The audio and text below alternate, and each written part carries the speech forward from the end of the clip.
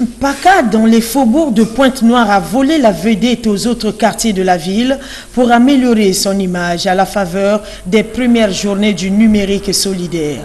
Pour l'association de Mpaka pour l'intégration et le développement, initiatrice du projet, le but est de lutter contre la fracture numérique afin d'assurer l'autonomisation et l'insertion des jeunes dans l'économie du numérique. Le but de l'AMID, en fait, c'était bien de non seulement lutter contre la stigmatisation des habitants de Mpaka, c'est-à-dire donner une autre image du quartier, mais c'était aussi trouver des solutions pour les personnes qui y habitent. Parce que comme vous le savez, notre quartier, il est gangréné par le chômage.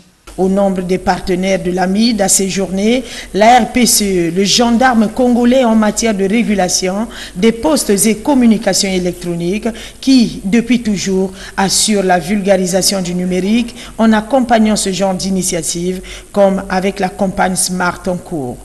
L'appui que nous apportons ce jour à la première édition des Journées du numérique solidaire organisée par AMID s'inscrit dans le cadre de la campagne Smart de la RPCE lancée l'an dernier dans le but justement de promouvoir la culture du numérique dans le quotidien des Congolais par l'appropriation et l'usage des outils et autres technologies liées au numérique. Les premières journées du numérique solidaire, c'est pendant 3 jours et dans 3 sites différents à travers les formations de base pour les apprenants, les ateliers pour les chefs d'entreprise, le tout ponctué par la soirée des trophées du numérique congolais.